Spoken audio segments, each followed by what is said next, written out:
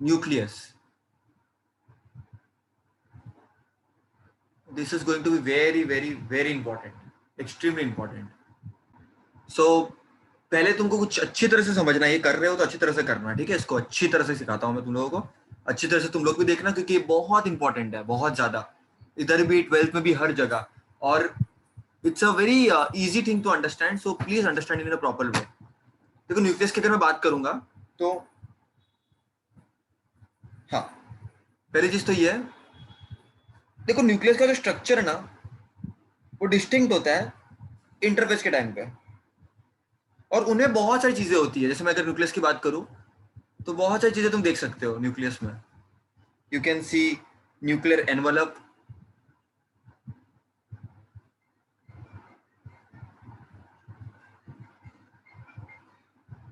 You can see nucleoplasm. क्या होता है बताऊंगा सब, don't worry. You can clearly see nucleolus, you can see chromatin network and lot of other things. ये तो मेन पार्ट्स में तुमको बताया।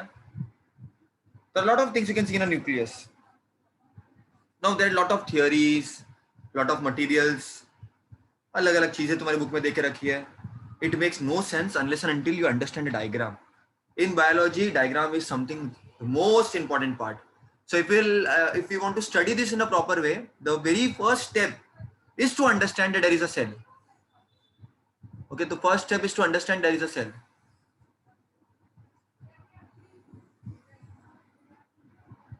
So the first step is understanding there is a cell. Now we will talk about nucleus. अब nucleus कैसा है बच्चों? It's a double membrane. Okay, so there are two nuclear envelope is basically double walled. ठीक है? Now so let us see कैसा होगा वो. बहुत सिंपल है बच्चों. हाँ,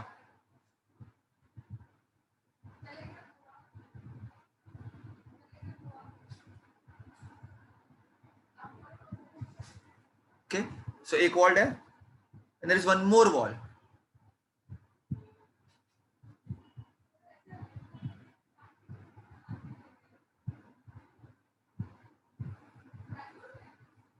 It's a double walled structure. Okay, it's a double walled structure. थोड़ा मैं इसको ना बड़ा बनाता हूँ so that तुम लोगों को अंदर की चीजें अच्छे से और भी समझे. थोड़ा सा इसको बड़ा बनाता हूँ. देखो सेल के अंदर बहुत सारी चीजें होती है. मैं सिर्फ न्यूक्लियस पे फोकस कर रहा हूँ केवल, और किसी भी चीज पे नहीं. तो थोड़ा बाकी चीजें भी होगी जो अपन पढ़ेंगे आगे आगे, बट फिलहाल सिर्फ एक चीज पे फोकस करो बच्चों, है ना? कंफ्यूज मत होना. बाकी चीजें भी होती है बट मैं सिर्फ अभी न्यूक्लियस पे फोकस करूंगा. So that's a double walled structure है.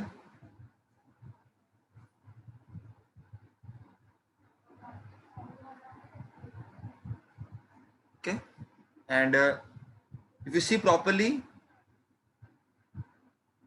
आपको प्रॉपर तरीके से क्लोज्ड लूप के फॉर्म में दिखेंगे ये, है ना? Double membrane. The reason is it is so important structure. We have to protect it in a very special way because it will contain a genetic material at the end of the day. So the first thing is that you should know is there is nuclear membrane. That you should know. That's the very basic thing. Now when we see more in detail, अगर मैं देखूंगा यहाँ पर बच्चों, तो अब देखो कि अब खाली जगह भी है. इसको बोलते हैं हम पोर, न्यूक्लियर पोर, न्यूक्लियर मेम्ब्रेन. पोर जो रहता है तुम्हारा, सी अंडरस्टैंड, जैसे साइटोप्लाज्म होता है, okay, there will be fluid, there will be materials. वैसे न्यूक्लियस में भी होता है बच्चों. there is a fluid and it is nothing but, इसको हम बोलते हैं न्यूक्लियोप्लाज्म. साइटोप्लाज्म कैसे होता है? सेल का जो स्पेस, न्यूक्लियस का होगा nucleoplasm. Nucleoplasm. Okay, now nuclear pore हो गया, न्यूक्लियोप्लाज्म हो गया. See understand, I am sure 10th में तुम लोग ने सुना भी होगा, but there is something called as very important structure, the site for RNA synthesis, rRNA synthesis, nucleolus. So that's also very so there are a lot of things which are very very important. Okay, now if you अगर ये मैं double layer की बात करूं तो ये तुम्हारा nuclear plasma मैंने तुमको बताया, न्यूक्लियर पोर मैंने जो जगह है वो तुमको बता दी। उसके बाद बच्चों there is see understand there is something called as peri nuclear space. तुमको दिख रहा है इसके ये दो लेयर के बीच जगह है, इफ यू कैन सी यहाँ पर एक जगह है, ये दो लेयर है ना उसके बीच में जगह है ग्रीन कलर की जो मैं बता रहा हूँ, उसको हम प्यार से बोलते हैं बच्चों पेरी न्यूक्लियर स्पेस। अब बच्चे इसको लर्निंग करते हैं, रट्टा मारते पैराग्राफ पैराग्राफ, तो डायग्राम देखो, डायग्राम को प्रैक्टिस करो, उसको बनाओ। जरूरी नहीं डायग्राम तुम्हारा बेस्ट हो दुनिया में, मैं ये नहीं बोलता मेरा डायग्राम बेस्ट है, मैं ऐसा डायग्राम प्रीफर करूंगा जिससे समझ में आए। डायग्राम कितना ही अच्छा बना लो, लेकिन अगर तुमको समझ में नहीं आएगा तुमने क्या बनाया तो मतलब नहीं है। तो डायग्राम को सिंपल रखो, सोबर रखो, और सबसे इंपॉर्टेंट चीज ये है बच्चों डायग्राम से सीखो। बायोलॉजी वही है, भले वो मायोमोलिक्यूल्स हो, सेल डिवीजन हो, कुछ भी चैप्टर हो, this is peri nuclear space. Okay, between two layers there is a space which is perinuclear space. So two membranes are separated from each other and the separation will be some, ले लो ना एक value चाहिए तुमको, अगर MCQ में पूछेंगे कभी, तो it is 10 to 50 nanometre. 1 nanometre is 10 to the power -9 metre, तो बहुत छोटी सी जगह होती है। Okay okay, so now this is something that you understood. See if understand there are lot of structures, I don't know तुम लोगों ने सुना है कि नहीं सुना है नाम। आउटर जो मेम्ब्रेन है is connected with endoplasmic reticulum. Now this is very interesting. सुनना अच्छी तरह से बेटा, तुम्हारा जो आउटर मेम्ब्रेन है,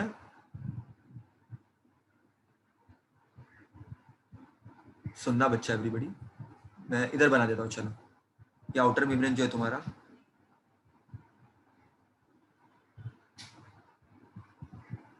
क्या आउटर मेम्ब्रेन जो है तुम्हारा, रफली बना रहा हूँ एकदम, it is connected with endoplasmic reticulum. This is endoplasmic reticulum. Okay, इसी से तो बनता है न्यूक्लियर मेम्ब्रेन। तो ये एक स्ट्रक्चर है, क्यों है, क्या करता है, आगे आगे आएगा। ये सब स्ट्रक्चर जो मैं तुमको बताऊंगा सब आने वाला है आगे आगे, डोंट वरी। और ये एंडोप्लाज्मिक रेटिकुलम में बच्चों कुछ तो है, कुछ तो है जो नींद आए कम, कुछ तो है जो सांस ना आए, there is something on endoplasmic reticulum. उसको हम बोलते हैं राइबोसोम, उसको हम बोलते हैं राइबोसोम। ये क्यों है, इसका फंक्शन क्या है बताऊंगा, पहले तो मैं स्ट्रक्चर बता दूं तुमको। राइबोसोम सब कुछ बताऊंगा, डोंट वरी। उसके बाद बच्चों ऑब्वियसली न्यूक्लियस है तो जेनेटिक मटेरियल होगा, there is obviously chromatin network, that is for sure. Chromatin, chromosome भी होगा, क्लियरली विजिबल कभी कभी, है ना। एंड ऑब्वियसली आरएनए प्रोडक्शन इधर ही होता है, तो तुमको आरएनए भी देखने मिल सकता है यहाँ पर, single standard. This is chromatin. ये चीजें चल रही होगी, तुमको सेल साइकिल चैप्टर अच्छी तरह से पढ़ा हुआ है ना, तुमको प्रॉब्लम नहीं है। क्रोमैटिन, क्रोमोसोम हो सकता है तुमको, chromosome is nothing but chromatin only, धागा धागे को बोलेंगे क्रोमैटिन, थोड़ा दिखने लगेगा बराबर से तो क्रोमोसोम बोलते हैं उसको, कोई बड़ी बात नहीं है। फिर आरएनए भी हो सकता है अंदर, बनता उधर ही तो है। Then there is ribosome also, that all things you know definitely. Then there is nucleolus also, उन्होंने सुना है बहुत बार, कंट्रोलिंग सेंटर बोलते हैं जिसको, कि बहुत फेमस है। There is site for RNA synthesis. अब बच्चे यहाँ पर ना बहुत कंफ्यूज होता है, बहुत सिंपल तरीके से मैं तुमको सिंपल चीजें बोलता हूँ, सुनो अच्छी तरह से बेटा। न्यूक्लियस में जो लिक्विड फ्लूइड जो भी होता है उसको न्यूक्लियोप्लाज्म बोलते हैं। जो सेल में होता है उसको बोलते हैं साइटोप्लाज्म। तो न्यूक्लियस में जो रहेगा उसको न्यूक्लियोप्लाज्म, सेल में होगा उसको बोलते हैं साइटोप्लाज्म, और दोनों को मिला करके जो नाम आता है उसको बोलते हैं प्रोटोप्लाज्म। ओके, दोनों को मिला करके जो मिलता है दैट इज प्रोटोप्लाज्म, बेसिक तरीके से। So what is perinuclear space, what is chromosome, nuclear pore, nucleolus, okay, ribosome क्यों होता है सब मालूम पड़ेगा, बट आइडिया इज दिस। अब बच्चों देखो बहुत सारी चीजें होती है बेटा, अभी ये तुमको हायर स्टैंडर्ड्स में आएगा 12th में, लेकिन अभी भी मैं तुमको कुछ कुछ चीजें बता देता हूँ जो तुमको आगे भी काम आएगी। तुम्हारा जो डीएनए हो जाता है बेटा, डीएनए देखो समझने की कोशिश करना, बहुत बेसिक चीज है लेकिन तुमको पता होनी चाहिए, अभी से मालूम होनी चाहिए। तुम्हारा डीएनए जो होता है ना बच्चों, प्रॉपर एकदम डबल स्टैंडर्ड, क्या क्या छी छी छी छी छी छी, तुम्हारा जो डीएनए होता है बच्चों,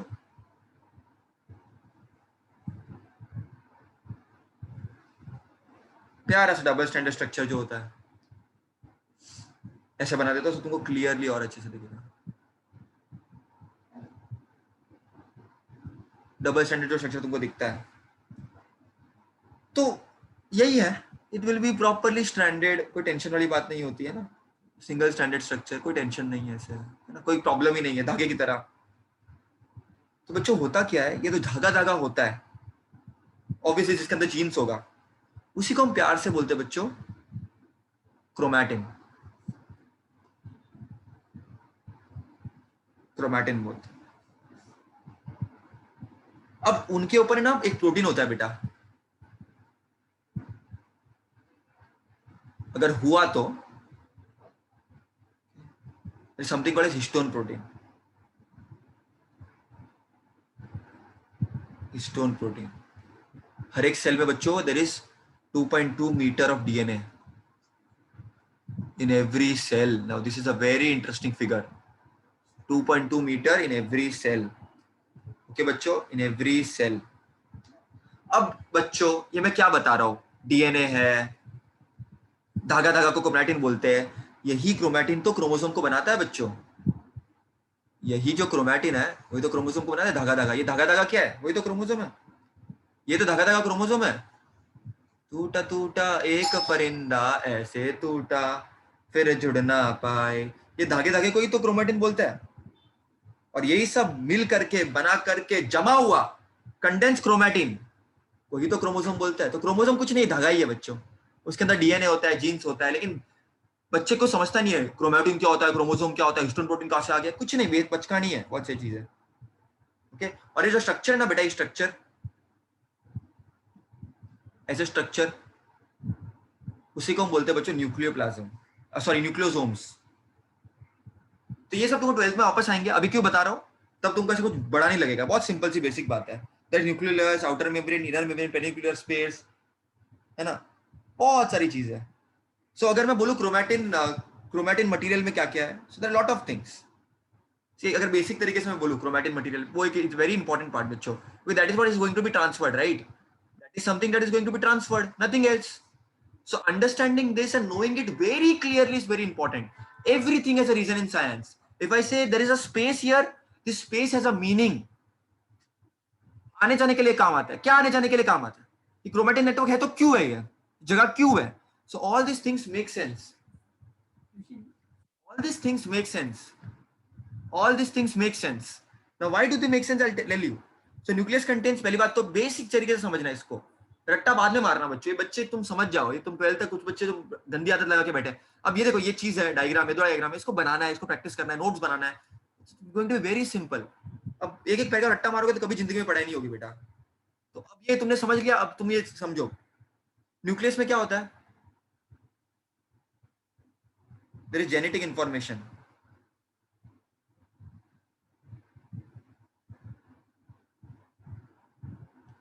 इन द फॉर्म ऑफ क्रोमोसोम।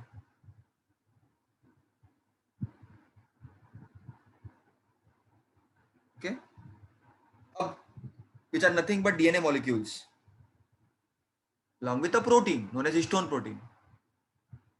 यही तो मैं तुमको बताया, it is nothing but DNA only along with histone proteins. Histone proteins are very important. अब डिवाइडिंग सेल नहीं है तो क्रोमोसोम, देखो समझने की कोशिश करना था, this is something which is very important बच्चों, समझने की कोशिश करना। अभी तुम लोगों को मैं क्लियरली बता देता हूँ, एकदम clearly. See look at the structure properly, I tell you very clearly, तुमने देखा होगा ये very clearly, you have to see. Say bachcho, there is, see, understand clearly this, all diagrams, all these things, everything, every structure aisa क्यों है, there is a reason for it. And when I talk about reason for it, see, understand, understand, बहुत basic तरीके से समझते हैं अपन इसको। This is P arm, अगर मैं क्रोमोसोम की बात करूं, this is Q arm, this centromere, सब तुम लोग को पता है, 9-10 में सब कुछ पढ़ा हुआ है तुम लोगों ने। के बाजू में, ये सेंट्रोमियर के बाजू में देयर इज अ स्ट्रक्चर, उसको हम बोलते हैं काइनेटोकोर। अब इसका इंपॉर्टेंस क्या है बताऊंगा। लास्ट में क्या होता है बच्चा, telomere, this is responsible for ageing. जितना सेल डिवाइड होता है टीलोमर छोटा होता जाता है, सो सम डे टीलोमर का साइज को हम कंट्रोल कर पाए बाय जेनेटिक बेस और some other things, genetic engineering, we can control ageing. So all this things are very important. अब बात को समझने की कोशिश करता हूं, तुमने ऐसा भी क्रोमोसोम देखा होगा, देखो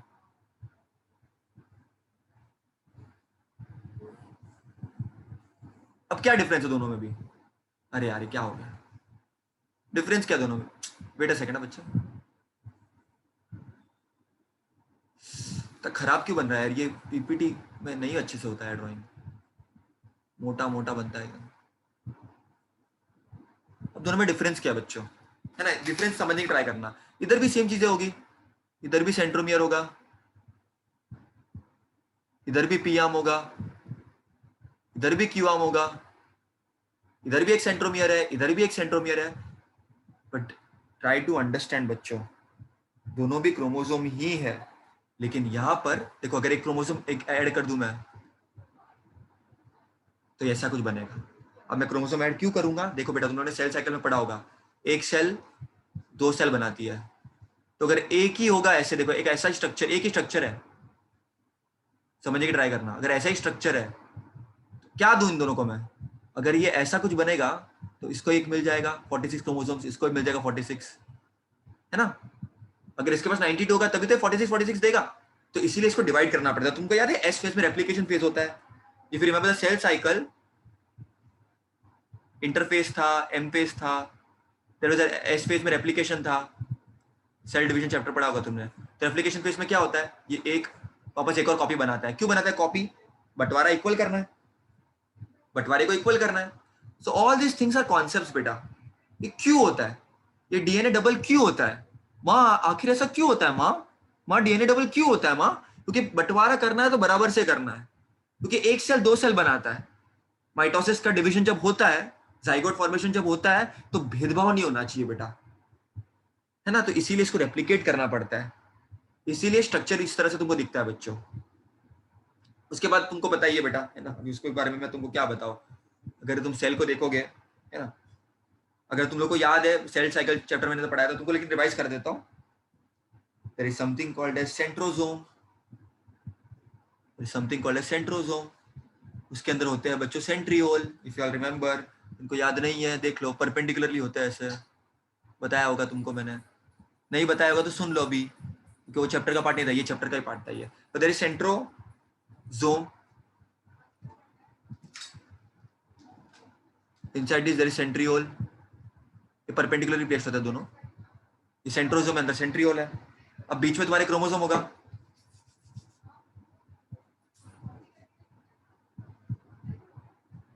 है ना, इस तरह से कुछ। तो यहां पर तुम लोग को अगर याद होगा तो मैं तुमको बताया था बच्चों, सेंट्रोसोम होता है, लेकिन यहाँ पर क्या, देखो याद करने की ट्राई करना। अभी मैंने तुमको थोड़ी देर पहले बताया, यहाँ पर दोनों भी बाजू में एक स्ट्रक्चर होता है काइनेटोकोर। काइनेटोकोर से कनेक्टेड होकर सेंट्रियोल से कुछ निकलता है। टूटा टूटा एक परिंदा ऐसे टूटा, फिर जुड़ ना पाए। कुछ कनेक्टेड होता है बच्चों, and that connected is nothing but a fibre which keeps the chromosome intact, spindle fibre. फिर धीरे धीरे क्या होगा, ये टूट जाएगा, ये इधर, ये इधर, लेकिन ये अलग अलग होगा ना बच्चों। ये एक बाजू जाएगा, ये एक बाजू जाएगा, फिर ये एक से दो सेल बनेगा एनाफेज में, फिर टीलोफेज होगा, फिर साइटोकाइनेसिस होगा। तो ये चीजें चलती रहती है बेटा। तो जेनेटिक मटेरियल को अलग करना is the most important part, nothing else. Our only intention is to make the genetic part separate. क्या बेटा? तो क्रोमैटिन मटेरियल के पास डीएनए होता है, हिस्टोन प्रोटीन होता है, कभी कभी हिस्टोन नहीं भी होता। ओके, अब तुम देखोगे बच्चों, there is one more thing that you should definitely know, one more thing that you should definitely know. देखो अब तुम अगर देखोगे डीएनए में प्रॉपरली, अगर देखोगे तुम लोग सिस्टमेटिकली, कुछ कुछ रीजन में डीएनए ज्यादा होगा, कुछ कुछ रीजन में डीएनए ज्यादा होगा, कुछ कुछ रीजन में इतना डीएनए एक्टिव नहीं होगा। तो जिस रीजन में डीएनए एक्टिव है और ज्यादा है उसको बोलते हैं यूक्रोमैटिन। एंड सम रीजन में प्रोटीन्स मोर होता है लेकिन डीएनए लेस होता है, एंड जेनेटिकली वो इतने पार्टिसिपेट नहीं करते हैं, उसको बोलते हैं heterochromatin. So all are this terms, कि all are this are all basic terms. फिर सेल जब प्रिपेयर करता है मेटाफेज, देखो बच्चों समझने की कोशिश करना, ये सब क्यों मैंने दो दो क्यों बनाया है ये बच्चों। मेटाफेज के पहले डीएनए दिखता भी नहीं बराबर से, क्रोमोसोम को दिखेगा भी नहीं, धागा धागा दिखेगा, और धागे का क्या ही करूं मैं, बराबर के नहीं। लेकिन बाद में क्या होगा, मेटाफेज के टाइम पे वो कंडेंस होंगे, प्रॉपर तरीके से एकदम दिखना शुरू करेंगे, तो मेटाफेज में वो क्लियर दिखेंगे। उसके बाद फिर तुम लोग को पता है anaphase, telophase, cytokinesis, all these things. Okay, so this is proper about, this is all the things about genetic material. Basic idea is very simple कि there is a cell के अंदर there is going to be obviously a nucleus. If there is nucleus, there is nuclear membrane. Cytoplasm होगा, वैसे nucleoplasm भी होगा. Nucleus के अंदर chromatin भी होगा, क्रोमोसोम भी होगा. क्रोमैटिन इज धागा, और धागे से निकला क्रोमोसोम, धागा धागा बनकर की मेटाफेज के टाइम पे. फिर मैं तुमको ये बताया बंटवारा क्यों होता है, क्योंकि इक्वल डिवीजन चाहिए. फिर तुमको मैंने बताया स्पिंडल फाइबर के बारे में, सेंट्रोसोम के बारे में, सेंट्रियोल के बारे में. जब स्पिंडल फाइबर निकलता है, कहीं कहीं पे डीएनए ज्यादा होगा, प्रोटीन कम होगा, और वो एक्टिव होगा बहुत ज्यादा, तो यूक्रोमैटिन. कहीं कहीं पे डीएनए कम होगा लेकिन प्रोटीन बहुत ज्यादा होगा, और ज्यादा डीएनए ज्यादा एक्टिव है नहीं, उसका बोलते हैं हेट्रोक्रोमैटिन. तो ये चीजें बेटा बेसिक होती है एकदम, है ना. There is something called histone proteins also. Now see understand the structure more clearly. If I can tell the structure more clearly and you will understand it later on also. बच्चों देखो, ये तुम्हारे endoplasmic reticulum में ribosome है, ऐसे को हम बोलते हैं. बच्चों समझने की ट्राई करना, समझने की ट्राई करना.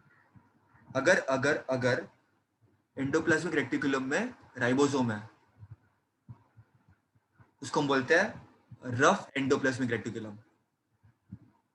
छूने पे रफ लगेंगे, रफ एंडोप्लाज्मिक रेटिकुलम. ओके, ये प्रोटीन बनाने में हेल्प करता है. Okay, so there will be ribosomes. चुरा के दिल मेरा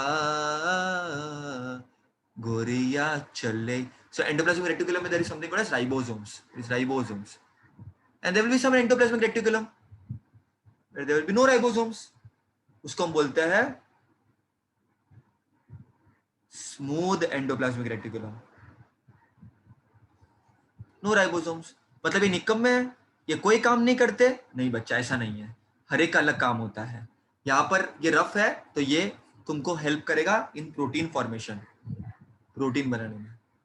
लेकिन ये निकम्मे है, मेरी कोई इज्जत नहीं है, मेरी कोई वैल्यू नहीं है, ऐसा नहीं है. ये हेल्प करते हैं लिपिड फॉर्मेशन में.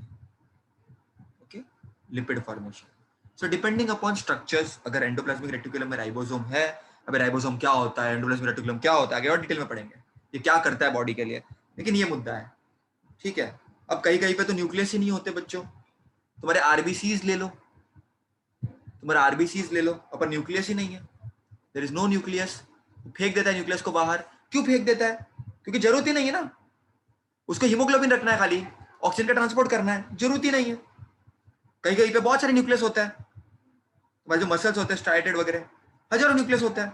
तो डिपेंड करता है बच्चों, डिपेंड करता है. और जरूरी भी नहीं है कि सेल के अंदर सबसे बड़ा पार्ट न्यूक्लियस ही हो, जरूरी भी नहीं है. सो ये चीजें डिपेंड करती है बेटा, डिपेंड करती है सब चीजें. बट बेसिक तुमको पता होना चाहिए. न्यूक्लियर एक सेल है तो न्यूक्लियस होगा, न्यूक्लियस होगा तो न्यूक्लियर का मेम्ब्रेन होगा, न्यूक्लियोप्लाज्म होगा, क्रोमोसोम होगा, क्रोमैटिन होगा, उससे कनेक्टेड एंडोप्लाज्मिक रेटिकुलम होगा, राइबोसोम्स होगा, जेनेटिक मटेरियल में डीएनए होगा, हिस्टोन प्रोटीन होगा, न्यूक्लियोलस होगा. तो चीजें तो अनेक होगी बच्चों, चीजें अनेक होगी. ये तुमको डिटेल में आगे आने वाला भी है बच्चों, तुमको आगे डिटेल में बहुत आने वाला भी है सब चीजें.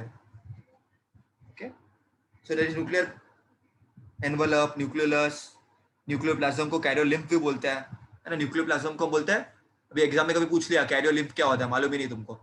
न्यूक्लियोप्लाज्म को ही बोलते हैं, क्या ही बड़ी बात है.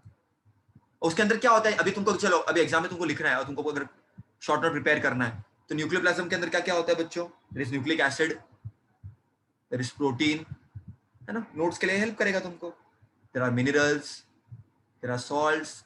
भाई एक सेल से दो सेल बनाना है. इट कंटेन्स क्रोमैटिन नेटवर्क, ठीक है. Then there is nucleolus. Nucleolus made up of rRNA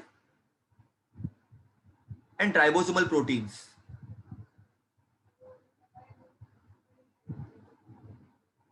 Okay, depending upon कौन से सेल में है, एक से ज्यादा न्यूक्लियस भी हो सकता है बच्चों. Okay, like for example your pancreatic cell में there is more than one type of nucleus, nucleolus. तो डिपेंड करता है बच्चों. अब क्यों है क्या है, this you will study also. फिर क्रोमैटिन नेटवर्क है तुम्हारा, क्या होता है, कैसे होता है ना, all this things are there. Now the ठीक है, ये सब चीजें मैं तुमको डिस्कस कर रहा हूँ, तुमको मालूम भी पड़ रहा है कि क्रोमोसोम ऐसा दिखता है, बट हमेशा क्रोमोसोम ऐसा है, तुमने 9th में पढ़ा होगा। Chromosome is of different different ways बच्चों, कभी कभी प्रॉपरली ऐसे दिखेगा तुमको, है ना, वी के तरह, इसको बोलते हैं मेटासेंट्रिक। कभी कभी क्रोमोसोम ऊपर का छोटा, नीचे का बड़ा, सब मेटासेंट्रिक। कभी ऊपर का बहुत छोटा, नीचे का बहुत बड़ा, इसको बोलते हैं एक्रोसेंट्रिक। एंड कभी कभी अपने में नहीं होता, ह्यूमन बींग्स में नहीं होता, लेकिन कभी कभी में तो इतना भयंकर है, इतना भयंकर है कि पियाम है ही नहीं इसका। इसको बोलते हैं टीलोसेंट्रिक। टीलोसेंट्रिक क्यों बोलता है? इसका सेंटर में टीलोस्फेयर से चिपक चुका है, ऐसे समझो ना। टीलोसेंट्रिक है ये, है ना, आई की तरह दिखेगा, ये वी की तरह, एल की तरह, जे की तरह, अगर तुम इसको प्रॉपर्ली देखना चाहोगे तो। सही, सब तुमने 9th में ऑलरेडी पढ़ रखा है। सो ऑल इन ऑल इतना ही है इसमें। इसका यूजेस क्या है बच्चों, इसे समझने की ट्राई करना। हर एक स्पीशीज को 46 नंबर क्रोमोसोम मेंटेन करना है, न्यूक्लियस में सब होता है। ये न्यूक्लियस या बच्चों, अगर तुमको अगर एग्जाम में पूछा what are the advantages of nucleus, क्यों पढ़ना है? Nucleus contains genetic information, therefore it plays a very important role in heredity and variation। भाई साहब सब सेम नहीं दिखते ना, क्योंकि जेनेटिक मटेरियल होता है, क्रॉसिंग ओवर होता है, न्यूक्लियस में तो होता है। It is a site for synthesis of, तुम बिलीव नहीं करोगे, DNA, RNA, ribosomes, also protein synthesis, इतने महान महान काम का साइट डीएनए है। फिर वो न्यूक्लियर पोर क्यों था बच्चों? न्यूक्लियर पोर क्यों था? न्यूक्लियर पोर क्यों होता है? क्योंकि एक बार देखो, आरएनए बन गया, आरएनए बाहर जाता है साइटोप्लाज्म में, फिर प्रोटीन बनाता है, लेकिन चालू तो किधर से हुआ है? न्यूक्लियस से चालू हुआ ना। उसकी जिंदगी अल्मा माटा इज न्यूक्लियस ओनली, उसकी शुरुआत न्यूक्लियस से हुई। तो इंसान को अपना कभी बेस नहीं भूलना चाहिए। तो प्रोटीन कितना अच्छा क्यों ना बन जाए, न्यूक्लियस को कभी नहीं भूलता, है ना। इसके लिए हर बार न्यूक्लियस के पास ही आकर अपना घर बनाता है। उसके बाद it plays a role in protein synthesis. Okay, so it's a master of cell organelle because it maintains the number of chromosomes and all these things। okay, so I hope it is clear। आगे और parts के बारे में, cytoskeleton क्या होता है, सीलिया flagella क्यों चाहिए, centrioles, mitochondria, plastid, ribosome, mitochondria, endoplasmic reticulum, chloroplast, cytoplasm, ये सब चीजें अपन देखेंगे एक एक करके। तो I hope this is clear. Keep watching, keep learning, और ये चीज बहुत अच्छी तरह समझना बच्चों। ओके, सो आई होप सबको समझा बेटा अच्छे